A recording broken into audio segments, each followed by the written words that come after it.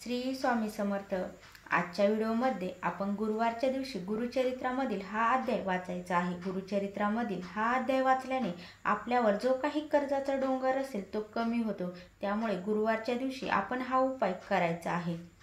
बघा, आपण सर्वजण खूप कष्ट करतो, मेहनत करतो, पण तरीही कधी कधी काही वेळेला आपल्याला उसने पैसे घ्यावे लागतात, कर्ज हे घ्यावं लागतं।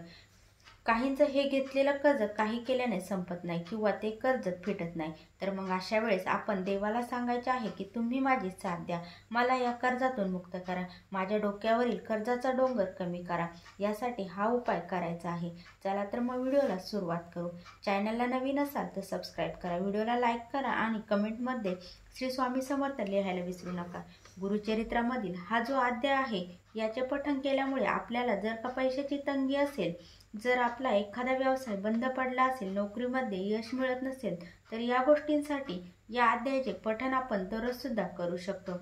जर आपल्याला आपल्याभोवती कर्जाचा डोंगर असेल तर 11 गुरुवार हा उपाय आपल्याला करायचा आहे। साक्षात दत्त निवास असलेले पवित्र वृक्ष म्हणून औदुंबराची ओळख आहे। 21 गुणांनी परिपूर्ण औदुंबर वृक्षाखाली सद्गुरू माऊली दत्तांनी साधना केली होती। औदुंबराला भूतलावरील कल्पवृक्ष म्हणतात।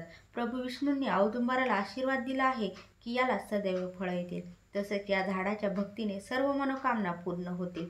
या झाडाचे दर्शन केल्याने आपली जे मनातील राग आहे, उग्रता आहे, ती शांत होते। या झाडाला नियमित प्रदक्षिणा घातल्याने आपत्ती प्राप्ती सुद्धा होते।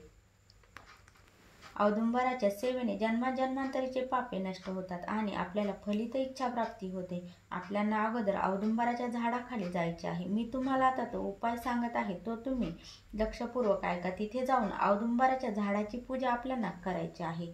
अगोदर तिथे आपल्याला जाऊन त्या झाडाला 5 प्रदक्षिणा पाणी घालायचे आहे। त्यानंतर अष्टगंध, हळद, कुंकू तिथे अर्पण करायचे आहे आणि दत्त महाराजांना सांगायचे आहे, हे दत्त गुरु महाराज, हे स्वामी महाराज, मी आजपासून 11 गुरुवार तुमची ही सेवा करणार आहे। माझ्यावरील कर्जाचा जो काही डोंगर आहे तो कमी व्हावा, ते लवकरात लवकर फिटावं, यासाठी मी हे 11 गुरुवार तुमची सेवा करणार आहे।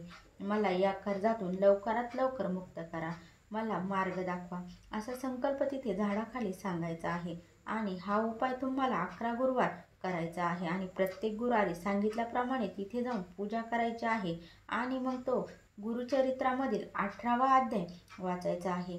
तो अध्याय वाचून झाल्यावर आपण तिथे झाडाखाली खडी साखर प्रसाद म्हणून ठेवायचा आहे किंवा मिठाई ठेवली तरी चालेल। आणि अध्यायाचे पठण करताना आपण आसनावरती बसून ते पठण करायचे आहे, नाहीतर आपल्याला त्याचे फळ मिळत नाही। त्यामुळे आपण आसनावरती बसूनच त्या अध्यायाचे पठण करायचे आहे। अशा प्रकारे आपल्याला तो उपाय 11 गुरुवार करायचा आहे। तर व्हिडिओ आवडल्यास लाईक, शेअर, कमेंट करा। चॅनलला नवीन असाल तर सबस्क्राईब करा। श्री स्वामी समर्थ। जय जय स्वामी समर्थ।